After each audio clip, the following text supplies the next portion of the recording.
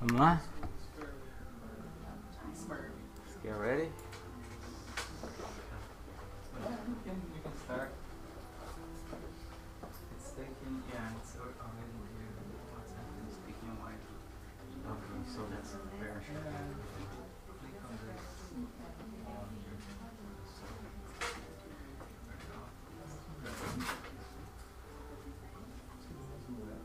I don't know why it's not here. But it's working. Yeah, sure. It's okay. This is okay. And the chat's gonna be through. Yeah, if you click here, the screen. It's nice. But no big deal. I think you get chat over there. Okay. Go on now. Alright, good afternoon everyone. Good afternoon. Okay, even with the rain, there's energy inside, which is good. So welcome to the Toronto Spirit Society. Welcome those who may be watching us through the internet.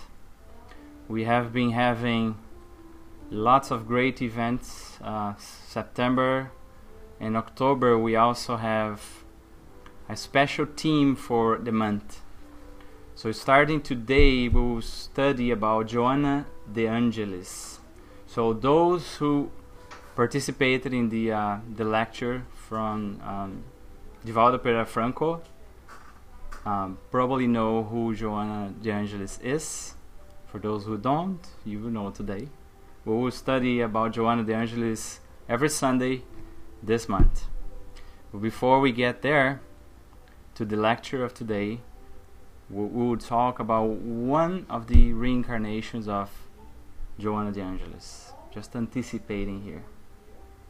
But before we go there, I would like to ask our dear sister Nara to read us an introductory reading, and we'll go for initial prayer, and after that we will go for the lecture.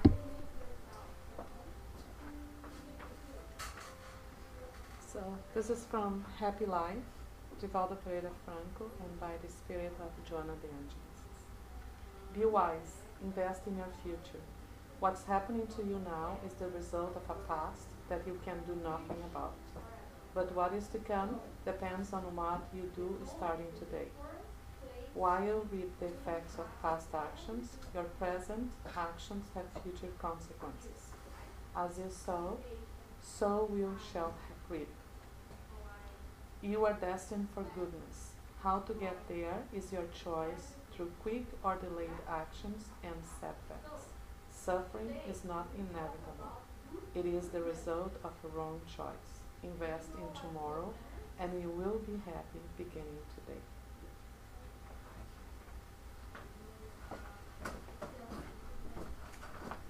So let us all close our eyes and elevate our gratitude to God our Creator for this beautiful day, for the rain that brings life to our planet,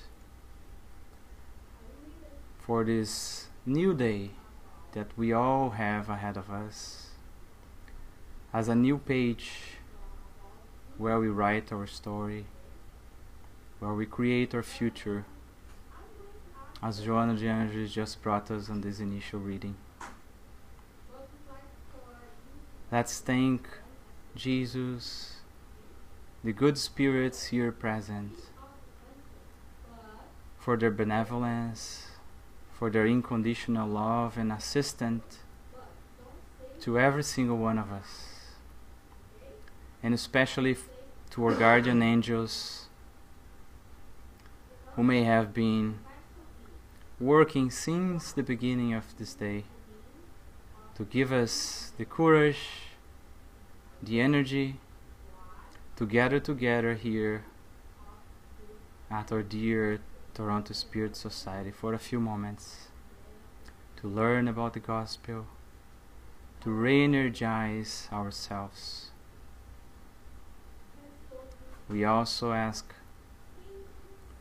our dear spiritual brothers here present, may they not only help our understanding, to absorb the lessons, but may they also help all of those who were not able to join us this afternoon, to all of those who may be in great suffering and struggles in life, in the hospitals, the prisons, on the streets, or within their own homes. Thank you, and so be it. So as we said at the very beginning, I did introduce myself, and there are some new faces over here. So my name is Marcos Diclei. To make it easy, because there are 3 Marcos in the house, people call me Diclei by second name. And I think today is a great opportunity for all of us to learn from others. And that's one of the key things for us, right? We don't need to go through the same struggles and sufferings in life. God gives us an opportunity to learn from others, and that's a very important way, as long as we have our hearts and our minds open. So why talk about Joanna de Angelis? We are going to understand that she is an enlightened spirit. She has been a servant of Jesus and humanity for many, many reincarnations. And we thought initially to pick one of her books, brought to us through the psychography of Divaldo Pereira Franco, but we decided to take a different path.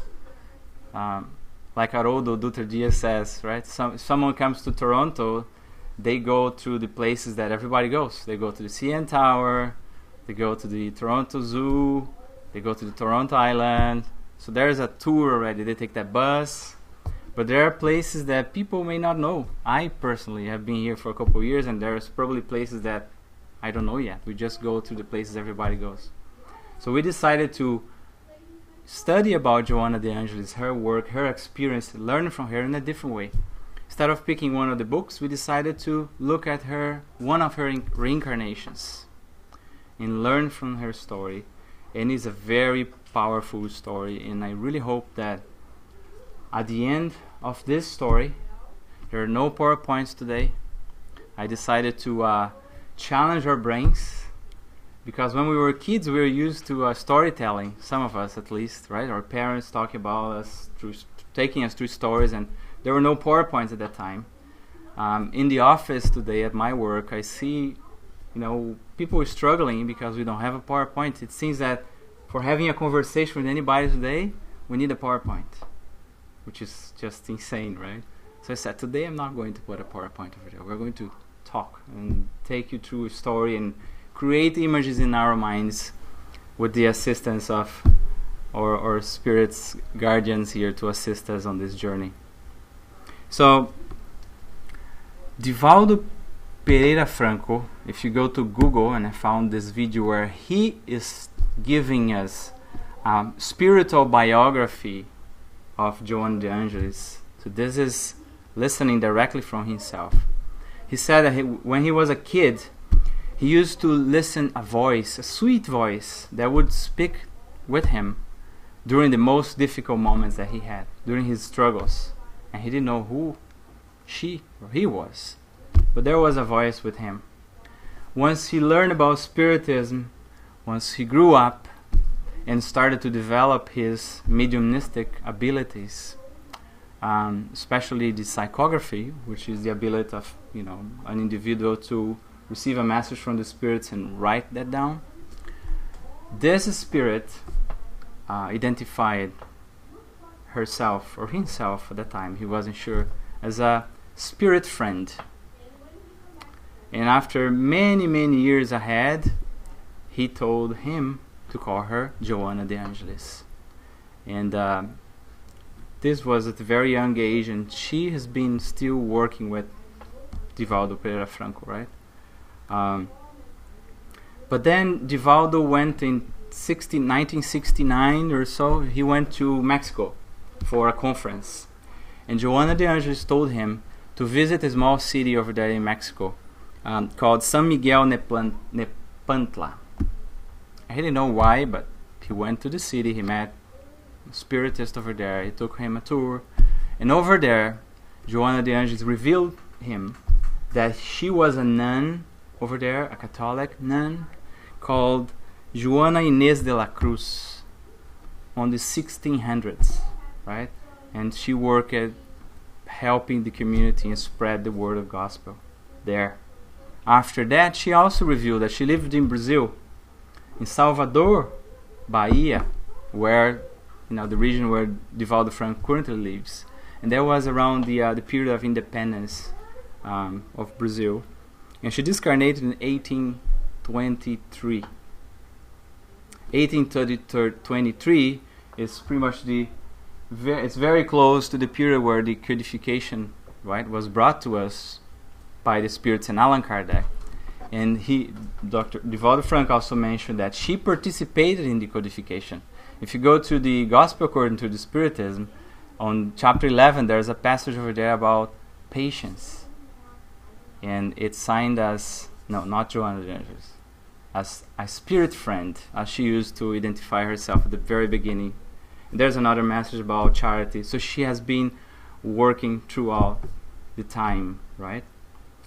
But what we want to explore today is that Divaldo mentioned that they met just after Jesus passed, after he was crucified, around the year 56, 57 after Christ. And he even mentioned that they have someone, a son of Joanna de Angelis, who was very dear of both of them, for both of them. That's, how Divaldo describes some of the experience, some of the past lives of Joanna de Angelis. And today we want to talk about that reincarnation where she was called Joanna of Chuza. In Portuguese, it's Joanna de Chuza, right? We'll talk about this. And why is that? Because there are so many beautiful lessons for us. For more that we see that more than 2,000 years ago, throughout this journey, we will identify ourselves with our personal struggles. And her example, I'm sure, will give us some strength and hope that we can turn things around. Among the crowd that usually follow Jesus wherever he went, a large amount of people went after him, right? Some trying to understand about the word of the gospel, the word of God. Most people looking for relief of their pain, their sufferings in their lives. And among all of them, as tell us Humberto de Campos, who was a Brazilian writer, a brilliant Brazilian writer. And he always I admire his poetry, this sentiment that he brings to his words when he describes. So we'll see some of that throughout the story. Because this story here is based on the book Boa Nova from Chico Xavier and Humberto de Campos, also known as Brother X in some of the books, right? And he said that among all the crowd that followed Jesus, there was a woman. There was a woman with rare dedication and noble character. The interesting thing is that when we usually see people following Jesus, we see people in suffering, hardships, and really poor people struggling in their lives. When we see rich people approaching Jesus, there's many passages, right, that people approach him and say, "Lord, how can I follow you?" And he says, "Well, go back home and give everything you have to the poor and focus on the spiritual things." And many say, "I can't do that. Oh, I have something else to do. I'll be back soon." They never come back. So when we see rich people approaching Jesus, usually see people running away. And it's tough for us, right? When we think about the spiritual things, giving away the material things is difficult. We are so attached. But Joanna of Chuza, she was one of the women most privileged at that time in the city of Capharnaum, because she was married.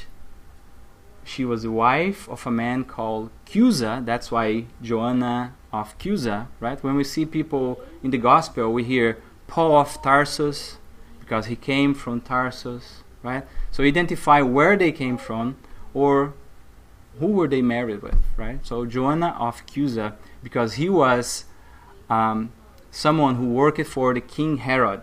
So he had a high position in the society at the time. He was a senior official. So there's a bit of lack of clarity on what exactly he used to do. Some people think it's some of the financials of the King Herod. But Humberto de Campos described as a senior official, which is enough for us to understand that he had, network with all the senior officials and executives and the king himself and all the authorities, right? So Joanna, as wife of such a man, she had many servants, a beautiful home. She could dress up with all the beautiful clothes she wanted, everything at her hands. But she asked a servant to take her and go to Jesus, and she dressed down with simple clothes, not to offend anybody, to humiliate anybody. So we can see a very rich woman doing all she could to follow Jesus, which is a rare thing, which is a very interesting point that he brings at the very beginning. So her husband, as a senior official of the king, he was all the time in contact with the representatives of the empire, but he was a divided man because of his power and the amount of political power that he had. He was divided between pleasing the Jewish community, which was the religious power at that time, right, the Synedrium. So he tried to go to the synagogue and pray and follow the Jewish customs as much as he could. But the Romans, they didn't care about Judaism. They didn't care about a single God. They cared about their innumerable gods and their religion. The emperor had a different religion. So when he was with the Romans, he was following their customs. When he was with the Jewish community, he was following the Jewish customs, right? So it's a very difficult place. We call it in Portuguese, em cima do muro, right? If I'm talking to you, okay, I am that person. I put the mask. If I am with someone, I'm with the mask. And if you have that situation, you're always in a hot spot because you may be caught at that time, right? So I heard André Luiz saying the other day, the person who don't lie doesn't need to remember anything. Because if you say the truth, if you always tell the truth, you are yourself, end of the story. If you start lying, what did I say to you last time? Oh, I said that. Okay. Oh, no, I told Nara something else. So you are in constant struggle and you are worrying all the time, right? So he may not be lying here, but he was trying to please everybody in different times. So we can imagine how difficult that can be, right? So that's how Humberto de Campos describes Chuza. And that dual life, that effort to please everybody, gave him a very easy and comfortable and rich life. Right? So that for Joanna, it was very difficult for her. Given her inner troubles with that, the noble lady, as mentioned by Humberto here, went after Jesus, the Messiah, at the time that he was resting at the home of Simon Peter. And she exposed her long series of sufferings and hardships. So you can imagine that she probably sat down and described the whole struggles that she had, right? Joanna confessed to the master her fears, her struggles, her dislikes in the domestic environment, exposing her bitterness in face of the religious difference between her and her companion. So we all have struggles in our relationships, right? In our marriages. Because we're not perfect. We are not married with perfect people. We usually expect when we marry that our partner is perfect. Because we think we are perfect. So we never expect both to be perfect, but we think we are perfect. But we expect the other to be perfect, right? And it is a struggle in itself. Any relationship between people, because we are all different. But when we have different religious beliefs, when we have different values, when we have different opinions of relevant things that goes in opposite direction, that can be very, very difficult. Very, very difficult. So she had that because she was a firm believer and follower of Jesus, and he wanted that for her husband. When we find something really good, we want the people we love to enjoy that, right? And that's what she wanted. But he was completely blind to it. He could not tolerate whatsoever the doctrine of Jesus. So she went and spoke with Jesus. And after listening her long exposure, Jesus pondered. And here's what Jesus told her. I'm going to read this because it's so beautiful and important.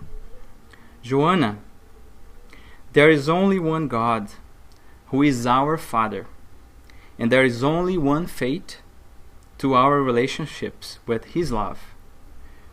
Certain religious manifestations in the world are often no more than popular vices expressed in exterior gestures, exterior manifestations or habits. The temples of the earth are made of stone. I come on behalf of God to open the temple of the life, the temple of the live faith in the hearts of men. And this was one of the struggles I always had. I was when I was a kid, because I came from a Catholic family, and going to the church was a must-have, must-do. But what I used to do, many wrong things, it was okay. So it seems more important to be there in that place than to change my attitude, right? And here is Jesus saying that He didn't build any cathedral. He didn't build anything. He rarely has where to stay, right? But He came to build that temple in our hearts. That's why Spiritist points us to our inner transformation. It's great to be here at TSS, because we need people to be with us, to give us strength, to feel that we are not alone. We are not the only ones thinking that way, because sometimes we feel pretty weird thinking the way we think with all the madness around us. So we need people to make sure, am I really on the right path? Am I thinking correctly? Right? So we need temples like this one, or a place that we can gather. But it doesn't matter the walls and how beautiful it is. We don't need anything precious on the walls here. The most important is, even if I can't go to the Spiritist Center, today we have the internet, we have our prayers. If I am in the office, if I am on the street, on the bus, anytime, anywhere is a place to connect with God. That's what Jesus is telling her, right? Among the sincere disciples of the gospel and the millennial errors of the world begins the fight without blood, the fight of the spiritual redemption.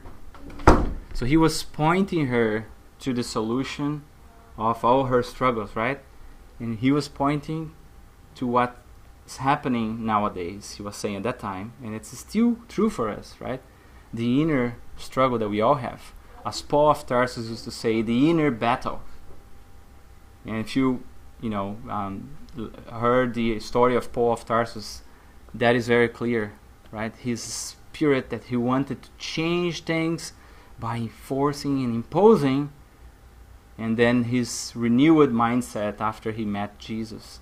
And he continued to struggle with himself. He was not fighting with others anymore. He was fighting with himself. And so we are, right? Fighting with the vices that we still have. That's why Jesus is pointing her to that inner battle. A fight without blood. Thank the Father for judging yourself worthy of the good work from now on. And Jesus always does that, right? When we met anybody, he doesn't go back and point the fingers, say, you shouldn't do that, you heard that, you're bad. He just said, let's start with a blank page, as we just spoke at the very beginning, right? And sometimes every single lecture that we hear, it's a blank page for us. Every book we read is a blank page for us. So today it may be a blank page for us if we think, right? From now on, if you are struggling that much, it's because you are capable to support that. And that's the test that you have to go through to growth. So if you see those books from André Luiz, Chico Xavier, Missionaries of Light, The Messengers, and the way we plan our reincarnation, it's not by accident that we have the body that we have, the challenges that we do have, the families that we do have, sometimes the work that we do have. Oh my gosh, this work is crazy, I suffer too much. Is it because we really looking for it, more money, or maybe that's the learning that we need? We never know, right? We never know. Your spouse does not understand your sensitive soul? He was asking her. He will understand one day. Is he frivolously indifferent to all your efforts? Love him anyway. You wouldn't find yourself attached to him if there was no just reason for it. By serving him with loving dedication, you will be fulfilling God's will, or your mission, or your commitment with the spiritual realm. Right? So it wouldn't be, we are not together with the people we are by accident. I think there are very rare cases when we may look for things that are not planned, but great majority, we agreed to come together and to help each other. So that's what Jesus was saying.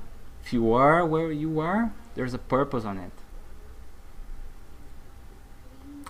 You speak of your fears and your doubts. You must, for the gospel, love him even more. The healthy do not need a doctor. We all heard this already, right? Furthermore, we cannot harvest grapes from the thorn, but we can prepare and cultivate the soil that produced poison weeds in order to cultivate in itself the wonderful vine of love and life. She was basically saying, you can expect anything different from your husband right now, from where he is, from the level of understanding that he has, or with all the ignorance that he has in himself. There's no way you can, harvest grapes from a thorn full of thorns, from spinos, right? There's no way. So he basically said, give him the time. Don't have that high expectations from our husband. And that's how we do, right? We have the highest expectations from our partners, and we don't look at ourselves. What is the expectations for me? That's what Jesus was pointing here, right? You must, for the gospel, love him even more. He was basically saying, you who know the gospel, you should be doing that. Because you know. He doesn't know. So how can you expect him to do that? It's like when we are on the street, right? Driving and people acting crazy in the traffic. There's so many people fully dedicated to material lives, to their selfishness. They may never have heard of God and Jesus or spiritual life. They are immersed in that ignorance that we were a while ago, not very far ago. But we today, we at least understand and start to see things. So it's expected from us that we'll be the one doing something different, not behaving as themselves. So that puts the responsibility on us. The more we know, the more responsible we are. That's basically what Jesus started to tell her here. Joanna has expressed the soft glow of her eyes, an inner satisfaction that those lessons and clarifications created on her. But reinforcing her spiritual state, she asked. No, she was not happy yet. She was not done and turning back. Thank you, Master, I'm going home. She was still not satisfied. It wasn't enough for her. She was moved by those words, but she was still struggling. So she said, "Master, your words calms my tormented spirit. However, I feel extreme difficulty for mutual understanding in the environment of my home. Don't you think appropriate for me to fight to impose your principles at home? In doing so, wouldn't I renovate my husband to heaven in your kingdom?" Exactly as we said, right? It's so beautiful, so good. Shouldn't I force him to swallow this and understand and accept? Because it's so good. How can I just cross my arms and let him be like that? Christ calmly smiled and replied, "Who will feel more difficulty for extending fraternal hands?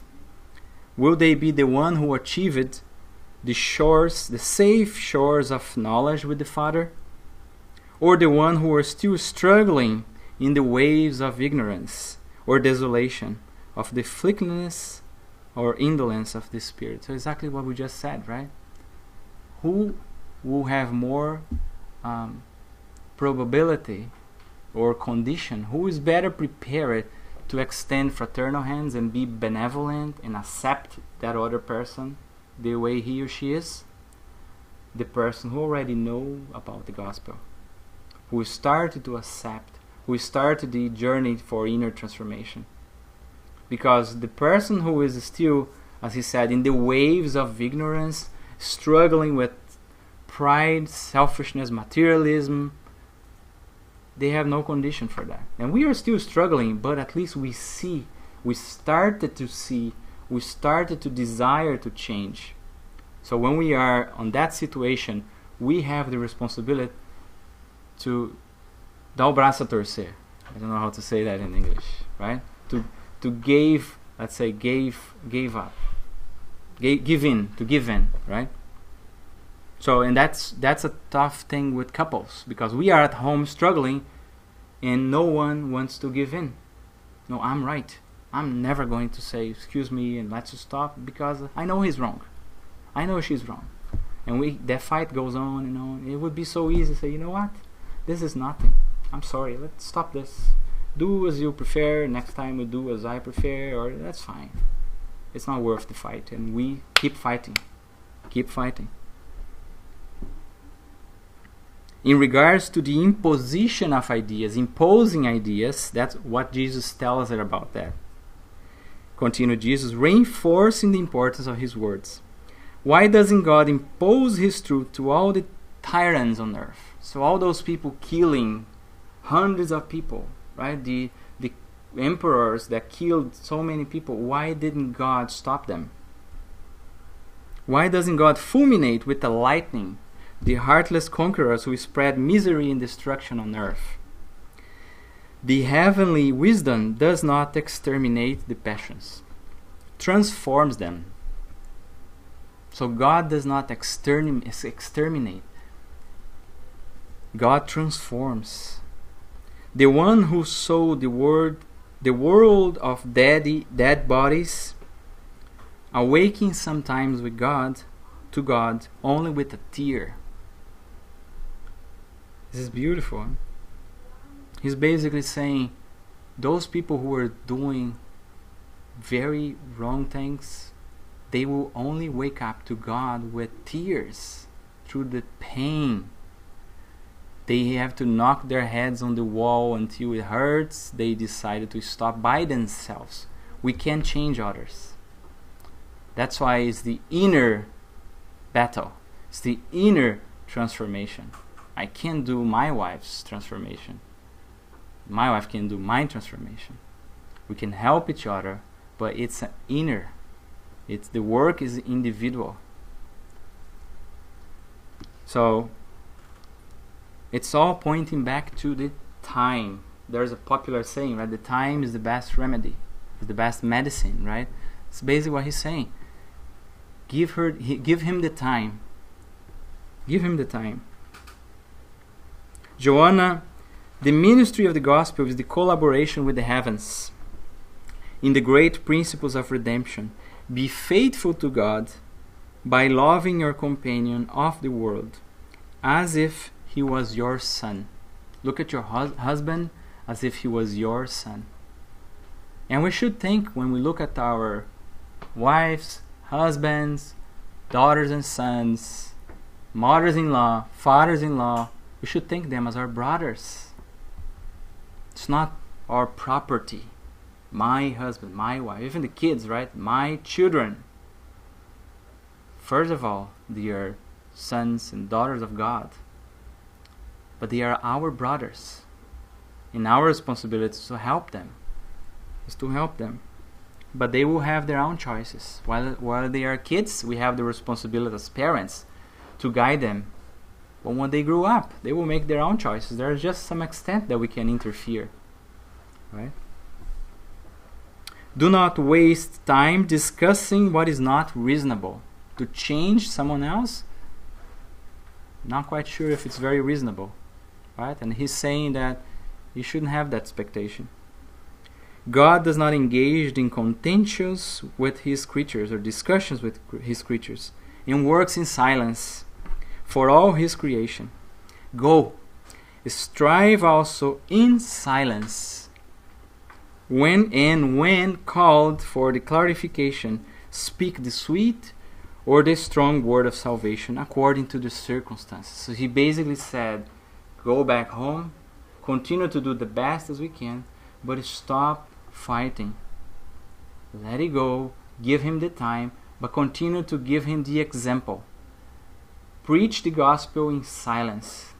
There's another saying on the internet that people say that about from Saint Francis of Assisi, but it seems that it's not from Saint Francis of Assisi, so I don't know who said that. But it basically says, preach the gospel, and when necessary, use words.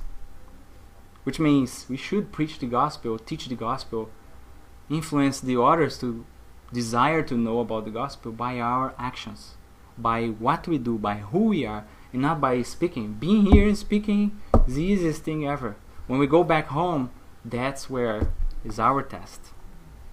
Right? So that's what Jesus is telling her. Go back home in silence. And when called for clarification, if he asks you, then it's your turn. Then you go for it. But don't impose. Wait for him to come. And then you will choose according to the circumstances if you need to give him the sweet word or a strong word. Because sometimes we avoid giving people the truth. I'm not saying we need to be rude and polite. No. But sometimes you need to tell them, yeah, this is not right. This is wrong. You are asking me? This is wrong. And why? Here is right. Not to fault with charity. We need to be conscious of it and the circumstances. But always that someone approached Jesus, he was not looking back blaming, but he said, you have to stop, go and don't do this anymore. You have to stop this because it's not good for you. He always told the truth, right? No matter if people like it or not. Jesus, what do I do to deserve the kingdom of God? Leave everything, stop with all this madness for money, and come and serve the poor with me. He told us it was, and people didn't accept it. So this is a very important message for myself and for every single one of us, right? We shouldn't impose our ideas, but do the best we can to live that every day. At work, Divaldo Franco was giving us some examples of his life at work, where people criticized him because he was a spiritist, they didn't understand, he didn't drink, he didn't smoke, he didn't go out for the pubs. But when people needed something, Divaldo, how is that thing? And he would say, it's like that, this, and this. And he would go back to work. He was not, hey, you got to stop smoking because smoke is bad. But when he woke, they asked him, why don't you smoke? Your religion doesn't allow? No, my religion allows me to do whatever I want. It's my intelligence that doesn't allow me to smoke. So he told as he was.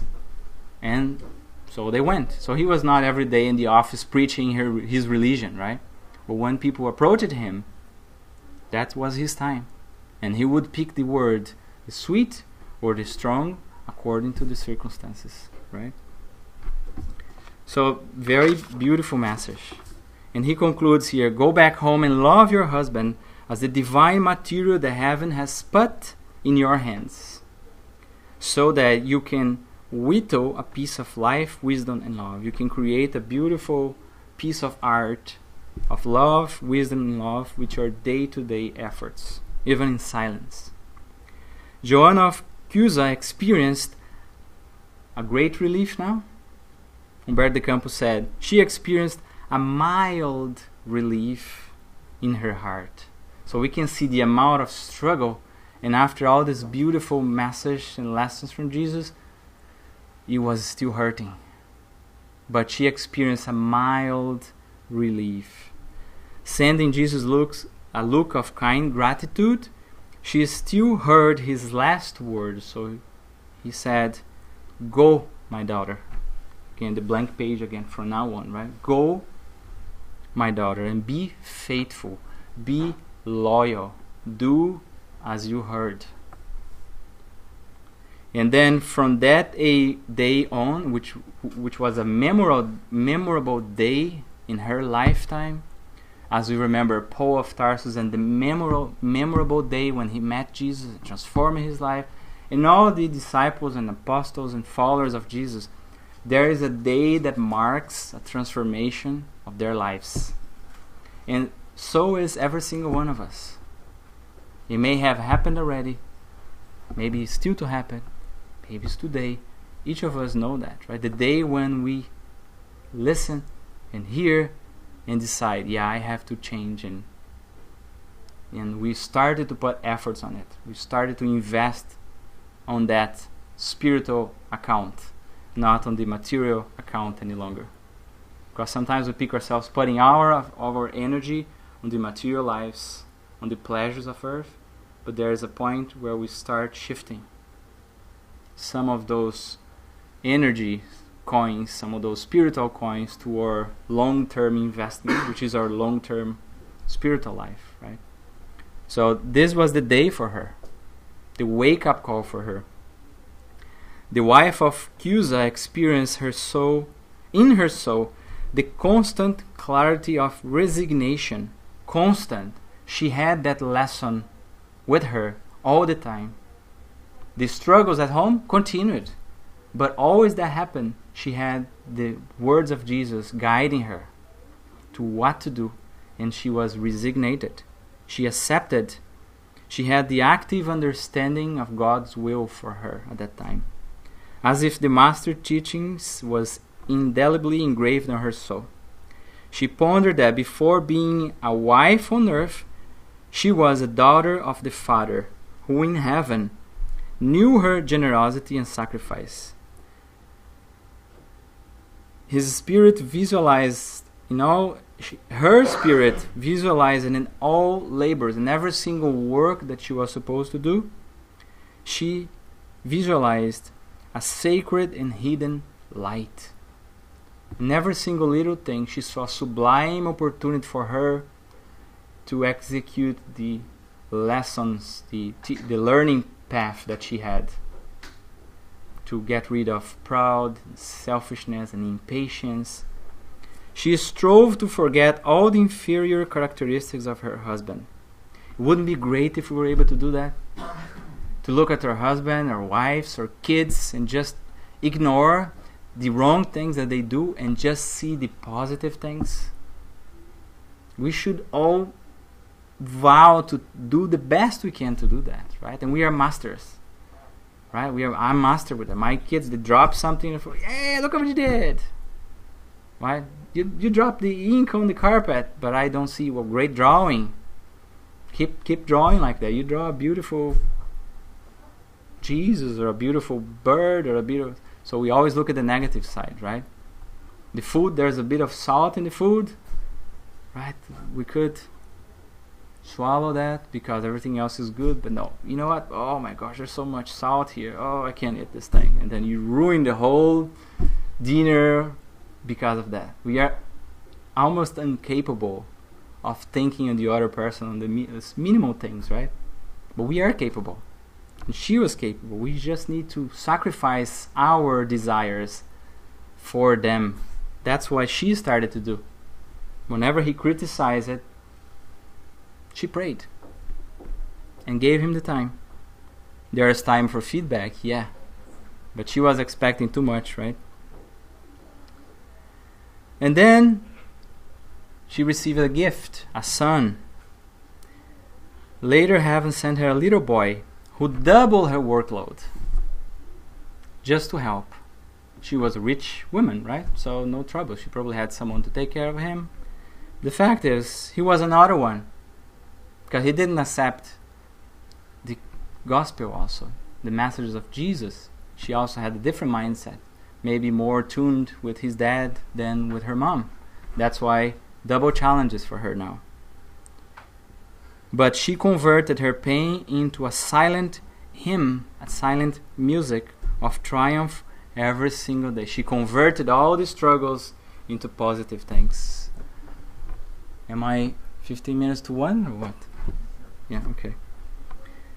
So her husband struggling with his division, and there's always a limit for lying and being divided, not having integrity. There's a limit. One day the masks will drop, and that happened with her husband, right? One day he couldn't solve his debts, or people started to borrow money from him, or he got into political contents and conflicts. He ended up getting into depression and sick, and he passed away. He ended up passing away. And Humberto de Campos described the night that he passed away as a night of stormy shadows. And I love the message, the way he writes, right? So we can imagine that his discarnation wasn't something calm, pacific, full of harmony and peace, full of struggles, right? With the things that he's done in life, or with the understanding or lack of understanding that he had in his mind. So it was a painful experience for him. For Joanna, her trials just increased. But she endured the bitterest disappointments. All her friends, guess what? You have nothing, no money now, right? Who are you? I don't know you. That never happens in real life here, right? So it happened 2,000 years ago. It's the same thing today. Oh, you don't have your money. Oh, your job, your business. Oh, poor thing. Okay, I'll see you around. Delete the phone on the mobile. You never want to see that person. Can I go for dinner? I'm busy, sorry. Everybody disappeared. And they told her, and she decided to work because she had a son. So she decided to work. And she decided to work as a maid, going to other people's home and cleaning the toilet, cleaning the floor. A woman with many servants in one of the top positions in society. Because she said, and her friends criticized her, you don't have self-respect? What is that? Pride, right? Where is your human respect? And she said, well, Jesus, as the governor of the planet, he came here and he hardened his hands working in carpentry with his dad. If he's done that, why I'm not going to do, simple jobs like mine? I'm not ashamed of that. I'm proud of that, and that's what I'm going to do. So she did. Full of heartfelt joy, the widow of Chuza forgot the comfort of material nobility, dedicated herself to the children of other mothers. It's not only thinking on her son, but other children also, right? And occupied herself with the most humble domestic chores, so that her little boy would have bread on the table.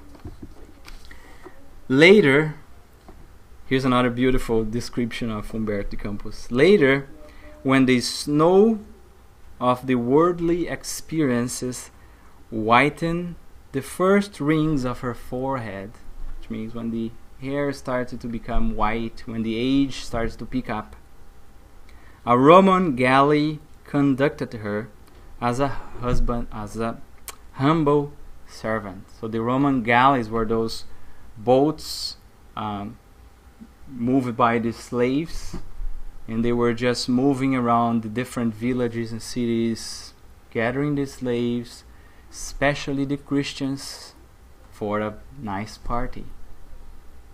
The party at the circus, at the Colosseum, where everybody would have fun to see the Christians dying.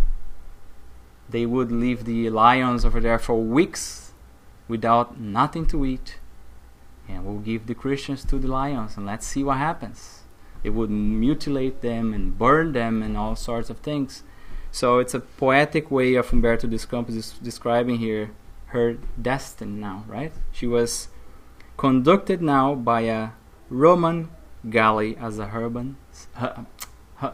humble servant. So that was her destiny now, right? The year was the year of 68, when the persecutions to the Christians were at its peak and intensifying. We find in successive circus spectacles an old disciple of the Lord tied to the pole of martyrdom with a young man by her side who was her son. So she and her son, they were tied up to a pole to be tortured and murdered, with other 500 Christians in the line, right? So before the clamor of all the people, so imagine the final of the NHL, right? The last game of the hockey season, and the stadium full of people, and everybody cheering up for fun and having their beers and eating and having fun. It was a social event to go there and see the Christians, those crazy lunatics that are happy to die for another lunatic called Jesus Christ. And it was fun for everybody. And they were there. And then the executor got next to them and asked them with a cruel and gloomy look, "Abjures, renounce. Do you renounce Jesus of Nazareth?" They want them to renounce, saying that if you renounce, you are free to go. They will probably be killed anyway, right? But they want to humiliate them and to break them, because those Christians, they were unbreakable. Their fate was beyond the understanding of anybody, and they just had fun to see it, and for them they were lunatics. So they were asking, "Abjures, do you abjures?" And the tenured disciple of the Lord, Joanna, she looked up the sky, thinking about the spiritual life that she was sure she was expected. And without a single word of complaints or of denial of Jesus, she continued to look at the executioner, right? And then the lash flutters on the other over the half-naked boy. So they started to spank and torture her son by her side. She was unbreakable. Okay, let's go for her son now and see how strong she is. And her son tells her, "Mother, please repudiate Jesus. Deny Jesus. I'm your son. Please, just say that. We lost. We are lost. Look at what's happening. We are going to die here. Just tell that you ignore him. Abjure, abjure." And the crowd was just going crazy, right? And Joanna hears those cries, remembering her whole existence, right? The happy moments of her marriage, the struggles with the husband, when she had her son, when he was born, and the whole life like a movie. And she thought about the moment that she had with Jesus and all the words that Jesus had given her. She recalled the tough moments after her husband passed away, the grief, the most difficult needs she went through to have food on the table. And then, listening to her son's pleas, she recalled Mary. Because in the Gospel of Luke, there is a description of Joanna of Chuza there, that she went from Galilee to Jerusalem following Jesus, and she witnessed the crucifixion. She witnessed all that. She witnessed the resurrection of Jesus. She was the one going to with oil for his body over there, and she saw the struggles of Mary as Jesus' mother, being resignated, seeing her son being murdered in front of her. And that image from Mary gave her the strength to accept the will of God, as she called, right? To have her son murdered by her side. And she decided not to renounce and to remain faithful. As Jesus said, remain faithful. Above all the memories, the words of Jesus echoed on her heart. Go, my daughter, be faithful. So possessed of a superhuman strength, the widow of Chuza contemplated her son, the first bloodied victim, keeping a deep and expressive look at the young man. And she said, be quiet, my son. Jesus was pure and did not disdain the sacrifice. Let us know how to suffer in the painful hour, because above all transitory happiness of the world, we must be faithful to God. Can you imagine that strength? If someone is spanking, about to kill her son or daughter, husband or wife, and she said, be quiet and accept what's happening. At that moment, with the delirious applause of the people, the execution, and that was the only moment that she cried. She cried, but she accepted. She accepted. And with the delirious applause of the crowd, the executioners lit the wood around her, soaked with flammable resin. And the flames just licked up her old body.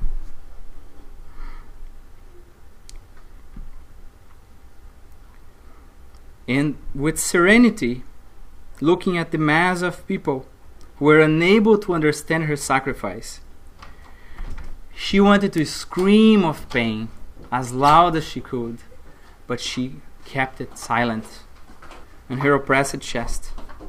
And the executioners of the martyr gathered around her in the fire and told her, your Christ only knew how to teach you to die? Is that the only thing that you learned from Jesus, that lunatic?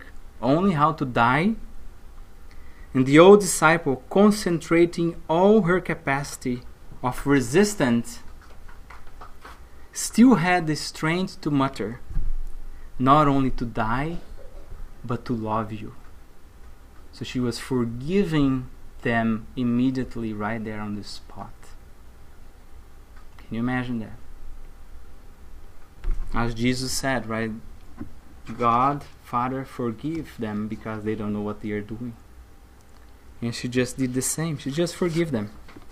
At that very moment, she felt a comforting hand over her shoulders.